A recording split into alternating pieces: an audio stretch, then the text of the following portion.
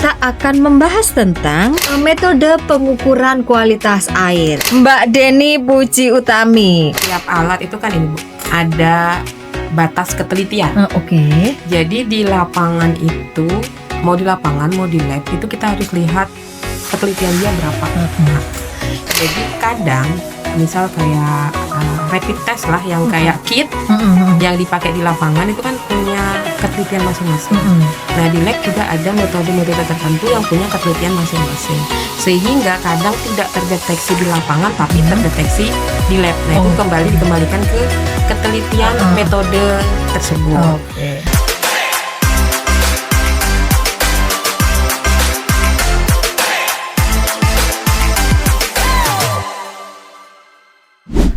Assalamualaikum warahmatullahi wabarakatuh. Selamat pagi Sobat Fisjet. Semangat tiap hari harus semangat.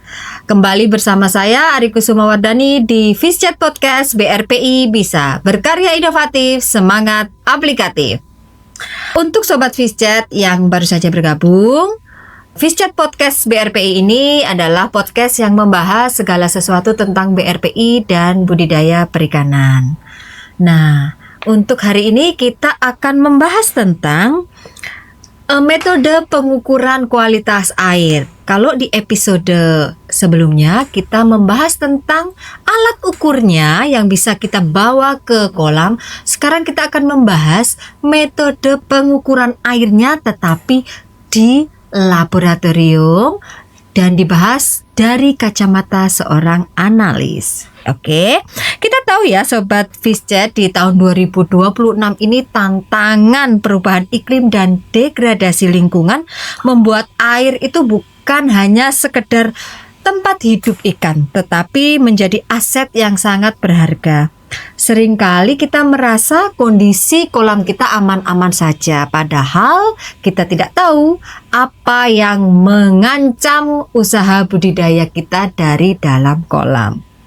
Nah, hari ini sudah hadir di studio kita untuk kedua kalinya Mbak Deni Puji Utami. Beliau ini ada, selain kalau episode yang sebelum-sebelumnya Mbak Deni itu hadir dan ngobrol dengan kita tentang penjualan ikan ya Mbak. Kalau hari ini kita akan ngobrol dengan Mbak Deni tentang metode pengukuran kualitas air, tetapi ini di labnya ya, bukan di lapangannya. Oke, nah nggak perlu kenalan lagi ya, udah kenal lah Sobat Fisjet sama Mbak Deni untuk kedua kalinya ini kan kita. Nah, karena data lab itu kan harus dibaca ya, Mbak Deni, harus dibaca. Jadi bukan hanya sekedar data di atas kertas saja, tetapi nanti kemudian dibaca dan menjadi aksi nyata di lapangan yang apa yang harus dilakukan oleh para pembudidaya itu. Nah, Mbak Deni, parameter apa saja sebenarnya yang kita bilang wajib gitu ya untuk diuji di laboratorium dan tidak bisa akurat jika hanya menggunakan alat ukur mandiri di pinggir kolam. Yang wajib nilai akurasinya lebih tinggi apabila itu dicek di lab laboratorium. Jadi sebenarnya ya kalau kita ngomongin lab lebih akurat itu sebenarnya kembali ke alatnya. Setiap alat itu kan ini Bu, ada batas ketelitian. Jadi di lapangan itu, mau di lapangan mau di lab itu kita harus lihat ketelitian dia berapa. Nah, jadi kadang misal kayak rapid test lah yang kayak kit yang dipakai di lapangan itu kan punya ketelitian masing-masing. Nah di lab juga ada metode-metode tertentu yang punya ketelitian masing-masing, sehingga kadang tidak terdeteksi di lapangan tapi terdeteksi di lab. Nah itu dikembalikan ke ketelitian metode tersebut. Dan biasanya kan kalau di lapangan kan kita tesnya DO, pH, suhu, amoniak nitritun banyak kan dites pakai test kit. Nah itu kita kembalikan lagi kenapa dikatakan lab lebih akurat, itu belum tentu juga. Nah metode yang digunakan di lab itu mempunyai ketelitian berapa. Nah itu sebenarnya itu sih yang dilihat dulu, itu punya ketelitian berapa. Nah terus kontrol di lab itu pasti lebih tinggi. Dibanding di lapangan kan gitu ya. Apalagi lab-lab yang sudah terstandarisasi kan 17025 itu pasti standarnya akan tinggi. Kontrolnya akan tinggi itu, sehingga terkadang masyarakat melihat lab itu lebih akurat dibanding di lapangan. Sebenarnya enggak juga, karena kalau alat-alat yang dimiliki oleh tim lapangan itu mempunyai deteksi yang teliti yang sangat tinggi, ya itu juga bisa digunakan. Bisa juga dikatakan akurat juga ya, Mbak. Akurat juga. Jadi artinya di lab maupun di lapangan itu tergantung dari ketelitian gitu ya, akurasi dari alat yang digunakan gitu ya. Oke. Nah, kapan waktu yang paling kritis bagi seorang pembudidaya untuk membawa sampel air ke lab gitu? Maksudnya apakah begitu diambil langsung atau menunggu mengendap dulu yang biasa Mbak Deni terima gitu loh? Untuk ini kapan, maksudnya lebih ke kondisi ikan ya, ke kondisi airnya? Airnya dong. Airnya. Jadi sebenarnya langsung aja dibawa ke lab, karena kan gini, untuk parameter kimia itu punya rentang waktu analisa. Jadi misal kayak nitrit itu 1 kali 24 jam itu harus sudah dianalisa. Tanpa preservasi. Nah nitrit itu biasanya tidak dipreservasi. Beda dengan yang lain. Kalau amonia itu dikasih pH kurang dari 2, itu masih bisa kita analisa dalam jangka waktu yang cukup lama. Tapi dengan kondisi suhu 4 derajat. Dikondisikan itu 4 derajat. Dan sampel yang dikirim itu harus dengan menggunakan botol yang bersih dan tidak tembus sinar. Itu cara untuk mengirim sampelnya ya. Ke kami itu seperti itu. Terus diusahakan memang suhu harus 4 derajat. Nanti kita lakukan untuk lakukan pengukuran sampel utama itu harus seperti itu dulu. Terus jangan lupa labeling. Label jangan sampai hilang.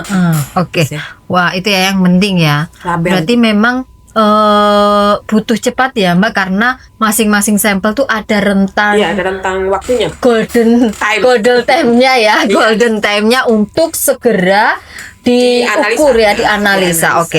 Nah, bagaimana prosedur pengambilan sampel air yang benar agar data yang dihasilkan di laboratorium itu valid dan tidak terkontaminasi?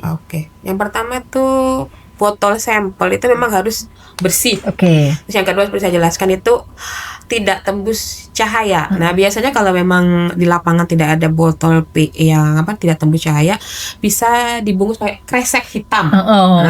Kantong plastik hitam ya. Hitam itu. Terus kalau pas ngambil itu memang harus penuh dan luber lah. Luber baru tutup. Itu tujuannya biar luber itu untuk apa Mbak? Maksudnya untuk cadangan nanti kalau masih banyak gitu, atau memang ada tujuan secara teknis analis gitu? Sebenarnya biar tidak ada rongga udara aja. Rongga udara itu takutnya atau membawa ada sesuatu yang bisa bereaksi di situ. Jadi memang kita harapkan itu luber itu full gitu ya. Berarti itu ya Mbak ya. Nah, bagaimana cara menjaga stabilitas sampel air ya, preservasi selama perjalanan dari lokasi budidaya menuju laboratorium ya, yang biasa kan? Apakah kalau misalkan itu sampel dari luar kantor kita gitu misalkan, artinya kan mereka menempuh jarak ya? Nah itu gimana Mbak? Tergantung jaraknya juga. Biasanya kita kan kalau sampel Moratang itu kan ada telepon ke kita ya. Nah, kalau jarak itu suhu itu harus 4 derajat yang pertama. Kalau jaraknya dekat, ya udah suhu 4 derajat aja cukup lah, langsung hari itu juga kita analisa. Tapi kalau memang itu melalui pengiriman ekspedisi, itu hanya parameter-parameter tertentu, misal amonia, fosfat itu masih bisa kita terima, dan itu dipreservasi kurang dari pH 2. pH 2 itu bisa lah bertahan 1 bulan bisa. Masih, artinya masih memungkinkan ya Mbak menerima sampel dari luar lokasi kita, tetapi ya memang ada prosedur-prosedur yang harus ditaati oleh customer gitu ya. Gimana cara pengambilannya, bagaimana cara pengirimannya ya, untuk tujuannya yaitu untuk menjaga sampel tetap itu ya, tidak terkontaminasi. Nah biasanya untuk pengukuran kualitas air di laboratorium kita ini menggunakan metode apa, Mbak? Kita itu bisa analisa itu kan ada berapa alat ya? Ada spektrofotometer, ada yang pakai titrasi, ada yang pakai alatnya. pH itu kan kita menggunakan pH meter. Seperti biasa gitu. Terus yang kalau untuk amonia, nitrit, fosfat, itu kita menggunakan spektrofotometer. Nah, kalau untuk amonia kita menggunakan metode fenat atau indofenol biru. Nah, untuk nitrit kita menggunakan pewarnaan dengan sulfanilamid. Nah, untuk fosfat kita menggunakan metode asam askorbat. Nah, itu semuanya pakai spektro. Spektro yang kita miliki itu Hitachi UH 5300 UV vis ya, dan double beam. Nah, sementara untuk alkalinitas dan ini tuh kita pakai titrimetri, titrasi. Nah, yang satunya tuh pH meter itu. Lumayan lengkap tapi ya, Mbak ya. Iya. Wah, saya belum pernah ngelihat langsung ke lab gitu ya selama di sini gitu. Tapi someday nanti pengen lihat ya, kalau misalkan ada pengukuran sampel air, saya pengen lihat gitu ya. Nah, yang paling sering customer itu pengen diukur itu apa, Mbak? Kualitas parameter kualitas air apa yang paling sering? Kalau kayak DO, salinitas itu kan masih bisa ya, tapi tadi yang metode spektrofotometer itu yang paling sering itu. Kalau customer di sini sih mungkin karena yang dianggap parameter berbahaya itu kan amonia nitrit ya, biasanya itu ya. Amonia nitrit. Itu butuh berapa lama, Mbak? Tergantung jumlah sampelnya juga. Kalau sekali analisa di lab itu sehari sebenarnya bisa jadi, bisa. Cuma kan ada beberapa kontrol dari kita. Jadi biasanya kita ngasih waktu tuh maksimal 5 hari kerja. Nah, yang penasaran ya, spektrofoto itu biasa sampel diberi perlakuan khusus dulu sebelum dimasukkan ke spektrofoto atau langsung, Mbak? Ya, ini ada tadi tuh metodenya. Kalau untuk amonia kan kita menggunakan metode indofenol biru atau fenat ya dikatakannya. Nah, itu ada sekitar 4 campuran larutan. Nah, itu ada metodenya masing-masing. Pasti kita preservasi. Kita lakukan pengukuran itu ada metodenya. Nanti baru kita bisa ukur tuh. Spektrofotometer itu kan kita panjang gelombang tertentu, warna tertentu yang kita deteksi. Jadi itu pasti ada reaksi kimianya dulu untuk bisa ini. Jadi kalau kayak amonia itu kan warna biru, jadi di panjang gelombang 640. Terus untuk nitrit itu kan pink, untuk sekitar 500-an tadi itu. Sementara untuk fosfat itu agak abu-abu. Nah, itu di panjang gelombang 800 ke atas. Itu di hasil pengukuran itu, maksudnya kalau ada customer yang membawa sampel itu begitu sudah selesai pengukuran atau tindakan di lab, itu langsung bagaimana customer itu melihat atau membaca hasil lab itu? Biasanya kalau lab itu kita sudah hasilnya kan sudah miligram per liter. Masyarakat itu sudah ada sudah dalam satuan miligram per liter. Nanti tinggal dilihat, dicocokkan sama baku mutu. Nah, itu masih kategori tinggi atau enggak, itu misalnya di laporan hasil uji itu udah ada. Ada, berarti ada mutunya sekian.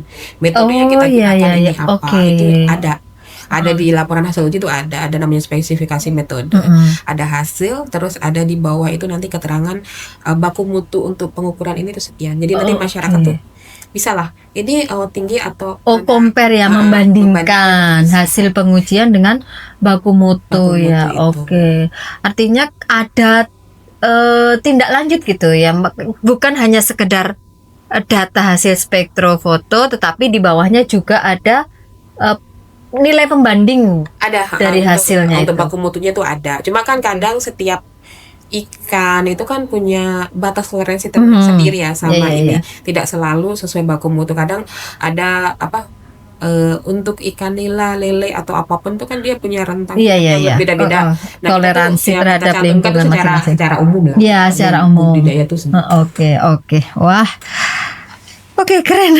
Makin penasaran saya sebenarnya ya. Pengen melihat secara langsung. Nah, sekarang Mengapa pengukuran kualitas air yang dilakukan di laboratorium itu seringkali dianggap sebagai standar emas ya, dibandingkan dengan menggunakan alat ukur portable di lapangan? Itu lebih ke perawatan, kontrol alat, jaminan mutu, terus pengendalian mutu. Kalau di lab itu kan ada namanya jaminan mutu, pengendalian mutu, ada yang namanya kita bikin kontrol chart, ada namanya validasi metode. Nah, sebenarnya itu kenapa bisa dibilang lab lebih dikatakan standarnya lebih tinggi karena kontrolnya tuh lebih kuat, lebih ketat. Lebih ketat. Sebenarnya di masyarakat juga bisa melakukan kontrol yang ketat seperti itu. Misal kayak untuk pH meter. pH meter tuh setiap kali digunakan itu harus dikalibrasi. Dan seharusnya di masyarakat juga seperti itu kalau mau mendapatkan hasil yang bagus, akurat gitu, ya. Nah, kayak DO juga itu kan harus kalibrasi dengan udara setiap hari. Sebenarnya bisa itu, maksudnya mau di lab mau di masyarakat, silakan pelajari manual booknya. Di manual book itu seperti apa sih perawatan harian atau apapun. Nah, kalau di lab kan memang kita ada standar tertentu yang harus melakukan jaminan mutu laboratorium, pengendalian mutu laboratorium, perawatan alat itu ada. Jadi semua itu kita kendalikan di situ untuk mendapatkan hasil yang bisa dipertanggungjawabkan. Nah, untuk masyarakat sebenarnya bisa juga kayak gitu untuk seperti itu. Jadi tinggal pelajari aja manual booknya. Manual book Tuh. Berarti obrolan kita tuh nyambung sama episode yang ngobrolin tentang alat pengukuran kualitas air, karena di episode tersebut ada juga yang menjelaskan bahwa ya memang kalau kita punya alat percuma aja kalau nggak dirawat gitu gitu. Itu penting. Jadi memang harus kalau punya alat ya dirawat, mengerti cara menggunakannya dan perawatannya ya gitu. Tapi memang untuk uji laboratorium ini terkendali semuanya ya, mulai dari alatnya, kondisinya, metodenya itu ya, lingkungannya, lebih ini ya, tentu lebih teknisnya tuh sedikit lebih, boleh dikata rumit enggak ya, tapi lebih lebih akurat lah ya, lebih bisa dipertanggungjawabkan gitu kan. Itu sebenarnya kan apalagi kalau lab-lab yang saya bilang tadi sudah terstandar kan dengan ISO 17025 atau berapapun itu, pasti kan kita dikendalikan oleh sistem. Kita harus menjalankan sistem itu. Nah, Mbak, kalau alat-alat lab itu ada checkingnya nggak sih? Ada. Jadi kalau alat lab itu ya seperti yang kita miliki ya, itu kalibrasi itu kita 1 tahun dengan pihak eksternal. Kalau untuk spektrofotometer, pH. Nah, harian pun ada. Harian itu setiap pH mau digunakan itu ya harus dikalibrasi. Walaupun kemarin kita udah make nih sekarang, tapi selesai make pun kita cek ulang nih, benar nggak? Itu namanya pengendalian mutu. Jadi setelah kita kalibrasi, kita baca ulang tuh. Misal pH 4, dia kebaca berapa setelah kita kalibrasi. Nah, itu kita namanya ada gitu juga gitu. Terus kalau spektro itu juga kita kalibrasi dari pihak eksternal juga sekaligus perawatan. Tapi kita juga 1 tahun tuh 4 kali namanya performance check. Apa tuh? Itu dari bawaan alat sendiri ada. Nah, nanti kita lihat performanya dia tuh seperti apa. Tinggal klik sih, kalau di UH 5300 tuh ada dilengkapi performance check. Nanti kita lihat tuh ada laporannya dia. Lampunya udah berapa sensornya, itu semua ada laporannya gitu. Kalau pH terus sama timbangan itu juga setahun kita lakukan 4 kali, cuma itu kita kerjakan sendiri. Jadi yang eksternal tuh hanya spektrofotometer aja ya? Spektro, timbangan, pH kalau ada anggaran. Kalau ada anggaran itu setiap tahun kita kalibrasi semuanya, kita kalibrasi. Tapi secara internal pun 1 tahun 4 kali itu kita lakukan juga. Berarti yang spektrofotometer itu sebenarnya nggak susah ya, Mbak? Maksudnya kan tinggal klik gitu aja udah muncul tuh bahwa akurasi dari alat ini atau ada yang itu udah langsung terbaca pada saat itu ya, pengecekan tadi performance check gitu. Nah, itu juga kita lakukan ini juga dulu tuh. Kalau kita untuk ngecek panjang gelombang, ada namanya lupa saya, KR2O7 kalium kromat sama kobalt klorida. Itu kita juga digunakan untuk ngecek itu.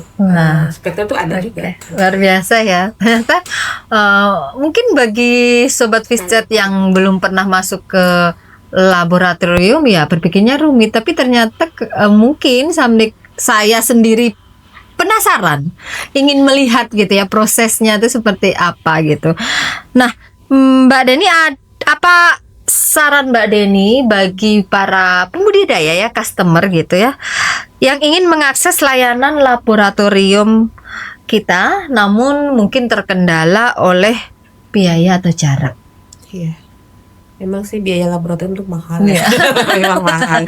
Jadi kalau emang terkendala jarak atau apa, mungkin bisa dimulai dengan membeli sendiri alat ya. Mungkin pH meter gitu ya. atau apa. Kalau pH meter masih mahal, bisa beli pH universal yang ada warna-warna tuh. Ini Chandra bisa ditampilkan di pH universal itu. Itu. Terus kalau untuk sekarang kan banyak ya Bu produk-produk Cina tuh yang ini. Yang penting itu tadi manual booknya. Manual book perawatannya gitu ya. Dicek secara berkala. Terus sekarang juga apa namanya? Kalau beli test kit, lihat ketelitiannya juga. Jangan sampai kita ngerasa kok ini nggak ngedeteksi, ternyata emang dia ketelitiannya tinggi, dia nggak serendah yang apa maksudnya ketelitiannya tuh nilai konsentrasi yang dia bisa dideteksi itu tinggi. Yang tinggi ya, itu ya. Sekarang kan banyak barang-barang yang maksudnya lebih bisa dibeli dengan harga aman lah ya di dibanding kantong. Dengan kita misal ke lab apa namanya udah jauh. Terus biayanya juga. Tapi ya memang tidak menutup kemungkinan pengecekan lab itu menjadi pilihan juga gitu ya. Bisa, cuma biasanya kan kalau pengecekan lab itu gini sih. Kalau kita menggunakan namanya test kit, alat-alat itu kan sebenarnya hasilnya lebih cepat. Nah, itu untuk kondisi darurat itu bisa digunakan. Sementara untuk lab itu biasanya kita ada kontrol rutin. Kontrol kalau lab dibuat cepat itu agak susah karena lagi ada antrian sampel apapun ya. Maintenance lah ya Mbak. Itu kalau untuk maintenance mungkin bisa lab jadi pilihan ya. Butuh data awal, butuh data akhir, mau tebal mau apa itu mungkin bisa ya. Tapi kalau untuk keadaan ya lebih bagus yang cepet ya, yang celup, yang celup. Nah ini kalau misalkan itu data dari pengukuran kualitas air di lab itu sudah muncul Mbak Deni, nah apakah pihak dari lab kita, nih ya kita bicara lab kita ya, mengirimkan hasilnya atau teman-teman pembudidaya bisa mengakses sendiri di website atau di apa gitu? Jalannya gitu. Sebenarnya sih kalau hasil uji itu pasti kan di WA dikasih tahu nih keluar nih. Nah, cuma kemarin di inovasi yang dibikin BRPI itu kan yang penting dia udah dapat barcode. Barcode itu bisa dicek secara berkala. Kalau sudah ada ya tinggal lihat aja dari scan barcode yang dikasih itu bisa tanpa harus datang ke sini. Nanti dari pihak kita tuh ngupload ke situ. Kalau enggak ya lebih cepat lagi mungkin kalau sudah administrasi sudah beres ya kan dikirim ke via WA. Oke, gitu ya. Jadi sobat Fishchat, kalau melakukan pengukuran kualitas air di BRPI setelah hasilnya keluar tuh nggak perlu datang langsung, bisa dilihat dari kode barcode yang diberikan sebelumnya ya. Jadi kalau udah customer datang tuh nanti akan ada barcode. Untuk mengakses hasil pengukuran. Jadi selama mungkin berapa sampel yang diujikan ke sini semua kan kita taruh di situ tuh untuk satu nama satu nama itu akan ditaruh di gitu ya. Jadi nggak perlu tuh datang ngambil hasil tuh nggak perlu, bisa langsung diakses melalui tadi barcode tadi ya. Mbak Deni, selama melakukan pengukuran kualitas air di lab utamanya di BRPI, apa kendala yang sering Mbak Deni alami? Kendala ya. Kendala yang sering Mbak Deni alami. Kendala apa ya? Kelihatannya sih kalau sampai sekarang belum ada kendala yang berarti ya, selama pengukuran itu masuk dalam kategori metode kita. Jangan tiba-tiba minta metode yang nggak ada di kita. Itu sebenarnya belum ada sih masalah yang ini, kecuali masalah besar ya. Untuk semua pasti anggaran lah ya. Kalau teknis Mbak, maksudnya misalkan pernah nggak misalkan kok tiba-tiba lagi ngukur alatnya gimana error gitu? Enggak sih, kalau alat selama ini alhamdulillah aman. Karena tadi performance check rutin gitu ya. Alhamdulillah sih belum ada masalah berarti. Jadi kuncinya itu adalah perawatan alat juga penting ya, selain cara menggunakan yang benar juga. Termasuk kategori baru lah alat kita itu sebenarnya. Untuk spektrum itu masih new. Bukan sibuk, cuma masih kategori yang inilah. Nggak berumur amat gitu. Oke. Nah, harapan ke depan dari Mbak Deni sendiri untuk laboratorium kita. Ya, harapannya lebih bisa bermanfaat lah baik untuk pengukuran sampel atau untuk media belajar. Media belajar. Kan belajar di lab itu mahal ya. Ya kalau adik-adik magang mau belajar di lab, mau belajar kimia, silakan. Tuh ya. Yang penting mau belajar. Yang penting mau belajar. Oke. Luar biasa ya obrolan kita hari ini tuh. Saya sendiri tuh penasaran sebenarnya, pengen melihat bagaimana prosedur yang dilakukan oleh Mbak Deni dan tim di laboratorium kita di BRPI. Nah, Sobat Fischet, satu hal yang bisa kita petik, air itu adalah nyawa dari usaha budidaya kita. Mengandalkan insting atau penglihatan saja tidak lagi cukup di era budidaya modern, utamanya di tahun 2026 ini.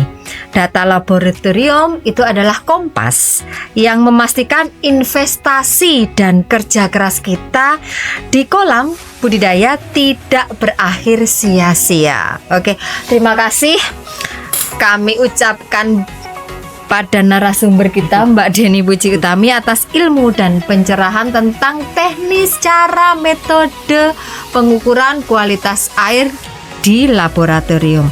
Semoga setelah mendengar episode ini, Sobat Fischet terutama pembudidaya ikan tidak lagi ragu untuk menjadikan laboratorium sebagai bagian rutin dari manajemen budidaya ikan Anda. Oke, sekian saja dari kami pada hari ini. Untuk teman-teman, jangan lupa untuk terus mengikuti media sosial BRPI dan channel YouTube Fischet Podcast BRPI Bisa Berkarya Inovatif, Semangat Aplikatif. Saya Ari Kusumawarani pamit undur diri. Wassalamualaikum warahmatullahi wabarakatuh.